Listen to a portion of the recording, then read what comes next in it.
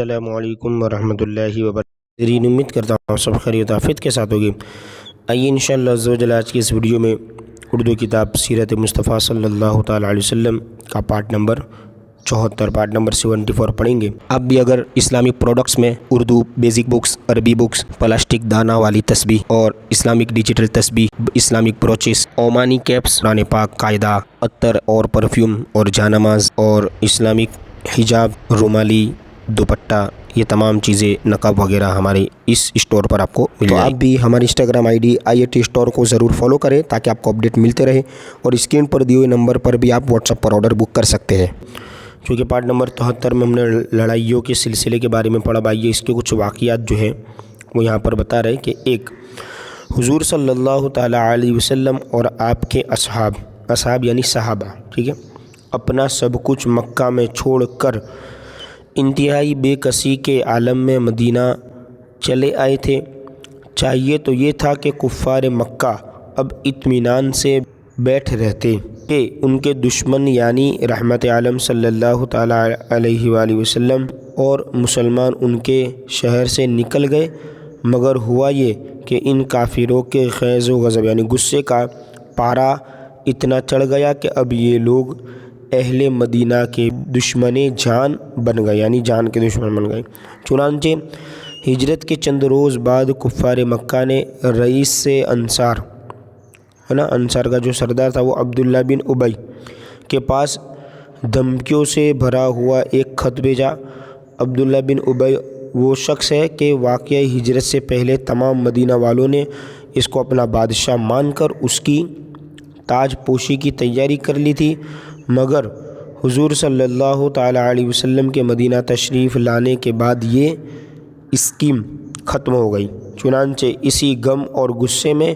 عبداللہ بن ابی عمر بھر منافقوں کا سردار بن کر اسلام کی بیخ کنی کرتا رہا اور اسلام و مسلمانوں کے خلاف طرح طرح کی سازشوں میں مصروف رہا، ٹھیک ہے۔ دیکھا آگے، بہرکیف کفار مکہ نے اس دشمن اسلام کے نام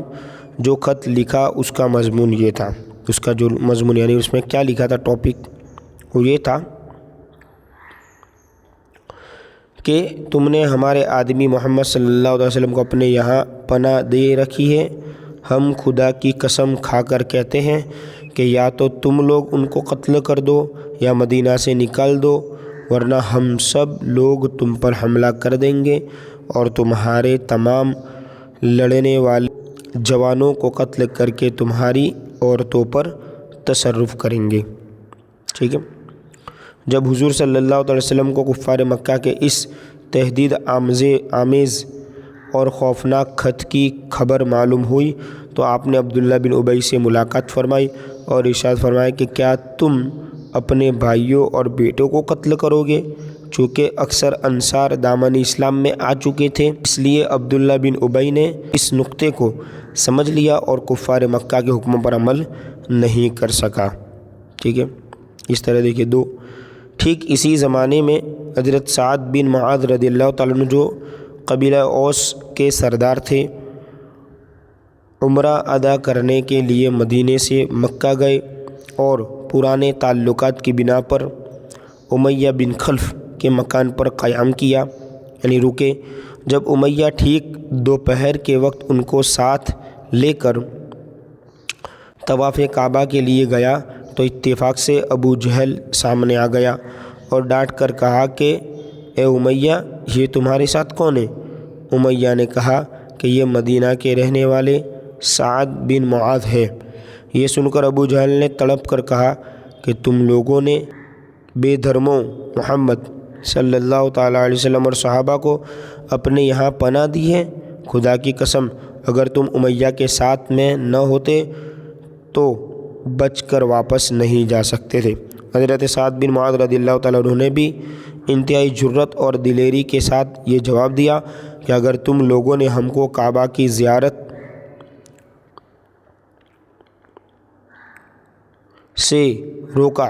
تو ہم تمہاری شام کی تجارت کا راستہ روک دیں گے، یعنی چونکہ مدینہ ہو کر یہ شام ملک شام، اور وہ بزنس تجارت یعنی تو راستے سے ہو کر جاتے تھے مدینہ ہو کر، تو اس راستے کو یہ لوگ روک لیتے تو ان کا بھی نقصان ہوتا ہے۔ اس طرح یہ جواب دیا۔ بھائی آگے پارٹ نمبر 75 میں نیکسٹ ویڈیو میں پڑھیں گے۔